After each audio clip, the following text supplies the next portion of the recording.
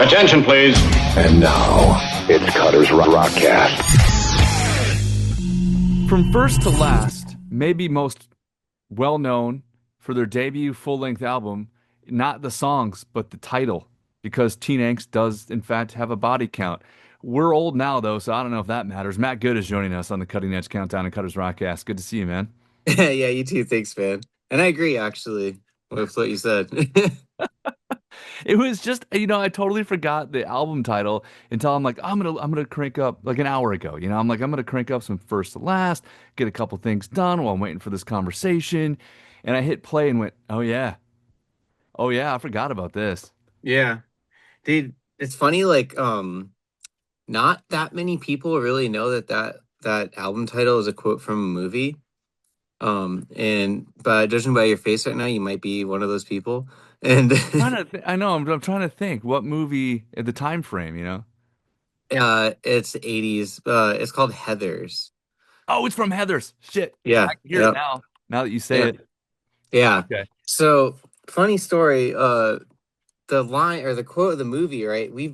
Whatever reason, like through the last, has it been like 25 years or something? We never once thought to use that sound clip for anything, which I just can't believe, I don't understand how that never came up, right? So we're playing this weekend at Furnace Fest in Alabama. The set intro is that clip from the movie. So that makes sense.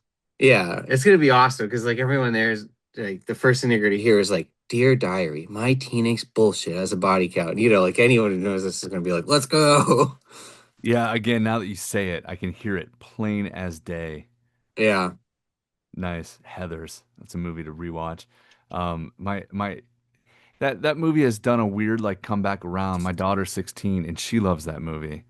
Oh, cool. I just haven't sat and watched it with her because she's a teenager and I'm dad, so I don't get to do that stuff anymore.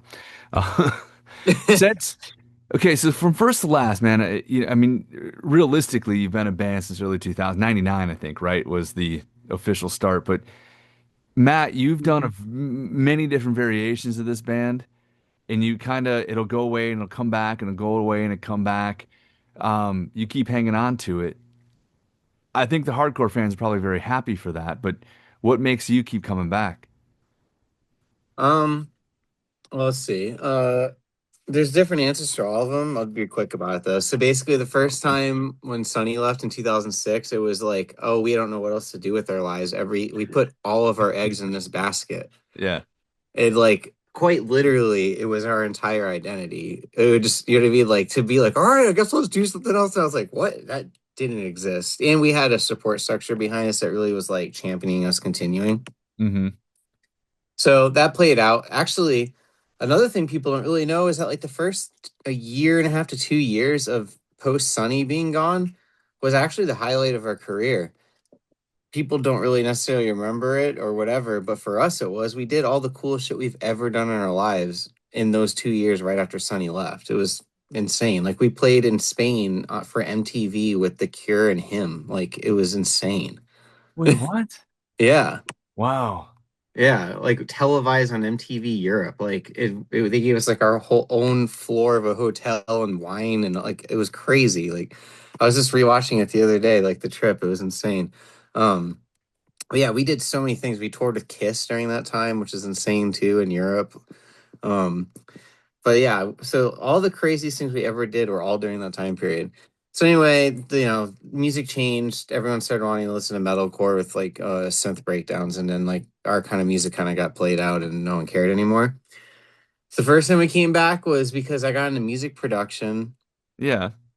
And I had a friend, and he's like, "Let's just make an FTL record. You can just do a Kickstarter." And I was like, "Oh yeah, that's true." Because I mean, that takes the edge off. Like basically, if people want it, they'll just pay for it in advance. We'll have the money to make it. We'll make it. It's simple. Sure. And we did it. And then, like, everyone got excited, like, let's do this, let's do that. And then we kind of did it, but then it kind of just didn't happen because everyone had all these other things going on in their lives. And I was just like, well, that was fun. At least I made the record for people and awesome. And then what? Then Sonny. I never had any plan to do anything ever again after that, probably. Honestly, I was so busy. I built, in that time period, I was building up a production career, and that's all I do. Right. We can get into that a little bit later, but because you've done some pretty cool stuff. Yeah, it's all good. But yeah, so I was just really focused on what I was doing, like I had like a serious girlfriend at the time. I think we were engaged by this point and like, thinking about having a kid and all that stuff, right? And then Sonny hit me up and he was like, "Hey, I'm on my way to Coachella." And I was like, "Okay, I haven't talked to you in like 8 years or 9 years or 10 years, maybe even at the point. I don't even remember." And Right. he's like, "Yeah, I was just listening to our stuff. It's great. We had cool songs." I was like, "Yeah, I know. I was there." Yeah, you left. Yeah. Anyway, and he was like, "We should do it again." So then, like, that was one of those things where it's like, "Oh, that's sick. We should do that. People would be very happy, right?" It was fun. It was cool. But I think what most people don't understand, and I didn't understand until I experienced it, is that the sustainability of having someone who is burdened by the schedule of the level of fame that Sonny now has as Skrillex, it's like literally, it makes being a band harder than any version of the band we've ever been in. Because it's like, no matter how excited we are or how excited the fans are, that never even comes close to how hard it is just to get the dude in a room for 1 hour. Oh, right. I suppose just with work schedule, media schedule, all that. Yeah, and he's just a very spastic guy in general. Like, quite literally, I'm not even kidding. Like, he could be like in LA one day and then he'll be like, "Oh, I decided to go to Europe for 3 months." And he'd be like, "Okay, I'll see you when you get back, I guess." You know what I mean? Like, that's just Yeah. how his life works, which is probably extremely fun and cool. But like, Tiring. yeah, so I mean, the time period of him calling me and us releasing our second song with him, because we only did two, that was like 4 years to do two songs. So, it's like from a fan's point of view, like, I don't know. I guarantee you there's fans that are probably like, "It's fine, I'll wait 4 years for one song." It's like, okay. I mean, you're probably in the minority, but you do exist. And then Right. I think most other people will just be like, "Yeah, that's not sustainable or fun or interesting at all," right? So COVID happened. I didn't talk to him forever because the world was really crazy then, right? So he Just just a kind little of bit. like, Just a yeah, little bit. Of he did one of his relocations during COVID. course he did. Yeah, because I mean, when People that don't relocate did relocations during COVID, so I can't even imagine what a guy like him would do. yeah, he relocated to another part of the world, right? So like he Right. just disappeared one day, and I was just like, all right, well, I guess that was fun while it lasted. I have other priorities now because at this point I had a kid who was like 1 or 2, Hmm. and it wasn't even in my head because like I was literally worried about dying and not being there for my kid's life, like at this point in time. Uh, and then yeah, so anyway, like really long time, like COVID till last year goes by. And like my career as a producer is like better than it's ever been. I have all these like connections. I have all these great things, and all these bands I record all the time are like fans of us. And I always get asked like, "Dude, why aren't you doing anything? Why aren't you doing anything? Why aren't you doing anything?" And I was like, I really want to, but I'm just so busy. And then finally, like the sky or the water parted, right? And I had a moment to just be able to like create for myself for once. And I wrote the song Genesis that we put out like earlier this year. Hmm. And yeah, and we put it out, and then ever since then we've just been kind of kicking it again, and like, every little thing we've been doing is kind of like compounding. So like we're kind of adding on to itself. I said I'd make this short, I didn't. I'm sorry. There's just so No, that's much like, okay, man. yeah. But yeah, so now we're just kind of like we're in straight vibe mode. Every single person in the band has another career. They're not relying on this band for anything. It's literally just out of pure fun, interest, and like the joy of being able to hang out together and play music together. And honestly, that's what the band's always pretty much been about. And that's why we don't really ever have like too much of a crazy track record with members because we just sometimes people want to come in like Spencer from Periphery want to come in.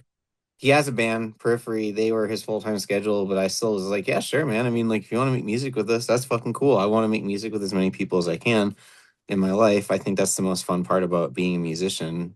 Absolutely. So anyway, yeah. So there you And, go. and now Kellen Quinn. And now Callan Quinn, yeah.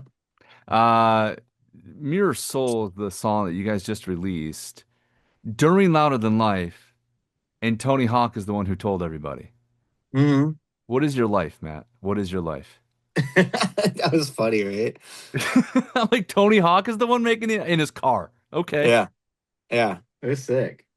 Um, yeah, dude. That was actually really random too. This is the same story. People might not know this either. But the reason Sonny sang for our band is the same reason that Spencer sang for our band is the same reason Kellen's now singing on this song. Hmm. He just asked, Okay. and you know what I mean. And like they asked and like it vibed. You know what I mean? Like plenty of people have asked and it didn't vibe, and we've been like, yeah, you know. But like Right. they asked, it vibed, and we said, let's fucking do it. You know, like Kellen was like running one day and was like, "Hey, dude," because like I work on Sleeping with Sirens stuff sometimes. Like I was writing a song on the new record with him, Yeah. and we were just talking, and he was like, "I could still hit all these notes about Dear Diary," and I was like, "Oh fuck yeah!" I was like, "Guest appearance win, haha!" And we were just joking, and then that just turned into, "I'm gonna sing for you guys at Furnace Fest," and then that turned into like, "Hey, why don't we just put out a song to promote you singing for us at Furnace Fest?" You know? Is there anything else other than Furnace Fest? By the time I air this, Furnace Fest will be over, but Um, I'm just there's curious if there's going to nothing. be any other appearances, if you have anything in mind. Yes. There's nothing on the books yet. But the best I can say is that there's been a lot of conversations about what we should do next. Our band has rebuilt the infrastructure necessary to play live frequently. Okay. Um, and we have had conversations with our booking agent about looking for opportunities, etc. So All right. All right. Take that nugget. yeah, We'll yeah, take that nugget.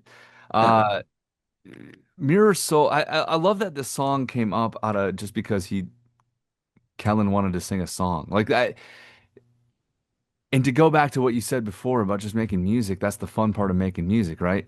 Of just you know, sitting down in a room with friends and going, all right, I got this riff. All right, I got this lyric melody. Um, that's just such a cool, refreshing way of hearing about how songs come about. I ask these questions every week to people, and that I like that one. Uh, yeah, dude. it's just fresh. We're everyone's so bogged down by like the business world of music these days, and like I can't blame Tell them me because about I've it. been there before. I've been running that rat race. I've been on the hamster wheel, whatever you want to call it, right?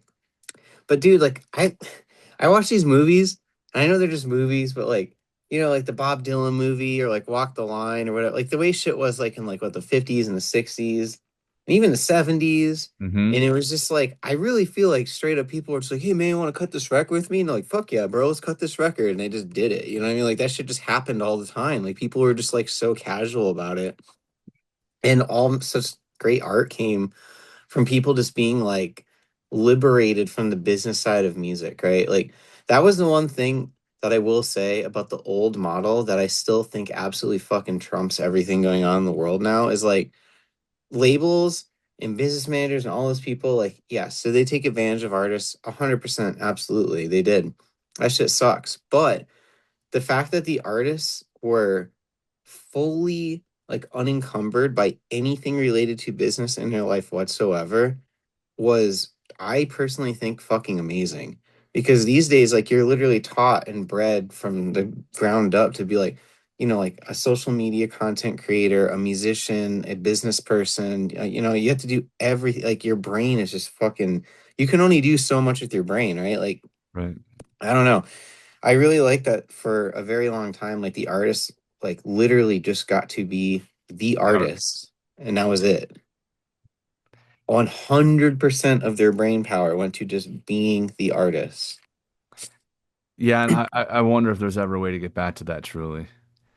I mean, it would be really hard because like so much trust has been eroded these days, but also the business model now is built to make a profit off of the work of the artist. So Well, it's business model besides, right? I mean, the business model's been screwed since the 70s, but yeah. oh, even before that, I mean, the story of Elvis is a tragic one in a lot of ways. Hmm. It's That's horrible. it's uh it's been a problem for a long time, but listen, man, I mean, that's how I got into radio, right? Like Yeah. I went from that and went, well, that's not going to probably be sustainable. I'll do radio for a while and see what happens. And radio won.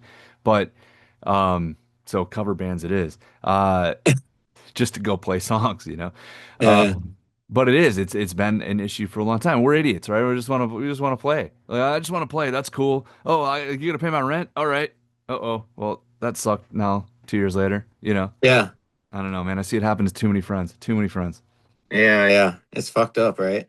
But I mean, yeah, like, you know, I just like I think it resulted in so much amazing art happening because, like, you know, like if bands were worried about like their social media numbers or their their bills or whatever, they wouldn't be like, oh, let's go trip balls on mushrooms for like 2.5 weeks and write a record that ends up being like one of the most prolific rock records in history by accident. Like that stuff wouldn't. I don't think that would have happened, honestly. No, probably not. Probably not these days. At least not. I don't know. I don't know. I don't know how it worked. You as a record producer, and production person when it comes to music, to go from from first to last and getting into that, was that sort of a pretty natural progression for you? Sort of. Uh, when I left the band, I actually left to go play in this other band called Drugs, and that was like kind of like a super group that was built up with like Pete Wentz and John Feldman and stuff kind of Hmm. being behind the handle there. And I was starting to get into production a little bit at that point because I needed to make demos to send to the band. And I was just like, I got to make this sound good. So that was like my first little dive into it. And then when we made that record at Feldy's, I was starting to get into it even more. But then we toured out Drugs a lot, and I was just busy being the artist for a while there. And and then after that band was over, when we decided to step away from that band, that's when I started taking it seriously, and it all kind of just stemmed from there. Gotcha. If you were to tell somebody, here, I'm a producer, here's my work, what's the record you're going to give somebody that you've done? Ooh. Um, Fuck, dude. Probably Asking Alexandria self-titled just because Okay. it has the most accolades. And it is actually like the most like defining moment of my production career was doing that record. Like it's what got my name into the circle of people being talked about. Well, I mean that album was the return of Danny Worsnop. It spawned a million top singles in the world of rock, and they toured forever on it. Yeah, I get it. And the sound is still relevant. Very much so. It's a great It's album. crazy. Like that record, like the production style of the songs, it's like people are literally still making songs that sound like those songs right now. And it's been a while now. It's been like 8 years. Did I say when did that come out? 2017?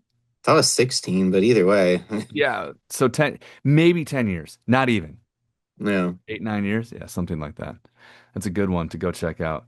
Well, listen, man, for first to last, Mirror Soul is the new song featuring Kellen Quinn on vocals. So when you guys are doing this show, and again, it's in the past now, but it's happening this weekend according to the timeline of when we're talking. Um, wait, is he singing the whole? I mean, he's singing the whole everything, right? Because you did one record as a singer, didn't you? I did, yeah. So we were because like the band is a two vocalist band. Right. So Okay. Son, yeah, at least like in the first two records, like it was Sonny being lead vocalist, and then I sang like 30% or so and play guitar. Like we did a bunch of back and forth vocals, tons of harmonies, Right. not yeah, like pronounced harmonies. So Kellen is just taking on the role of Sonny live. Okay. That Yeah, makes sense. That checks out. yeah. Is it a lot of when you put this set together? Because if it, obviously you're talking about, maybe in the future even more.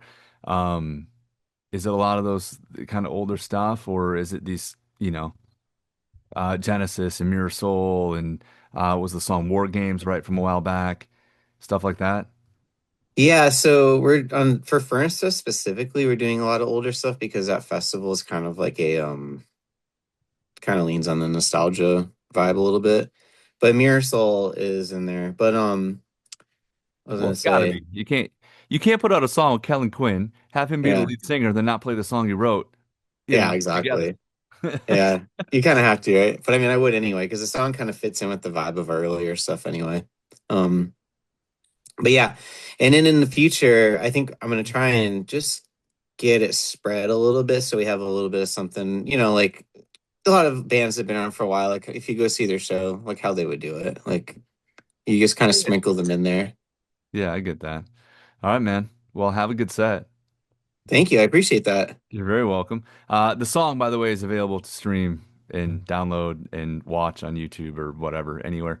Um, and hopefully listen to on fine rock and roll radio stations near you. Fingers crossed. Fine ones. Only the fine ones, the ones that air my show. Those are the fine. No ugly ones though. The other ones are suck until they start airing my show. Then they'd be cool too. Matt Good from the band From First to Last. Thank you, my friend. Really appreciate it. Hey, thank you for your time. Appreciate it. Cutter's Rockcast. Don't forget to tune in. Exactly.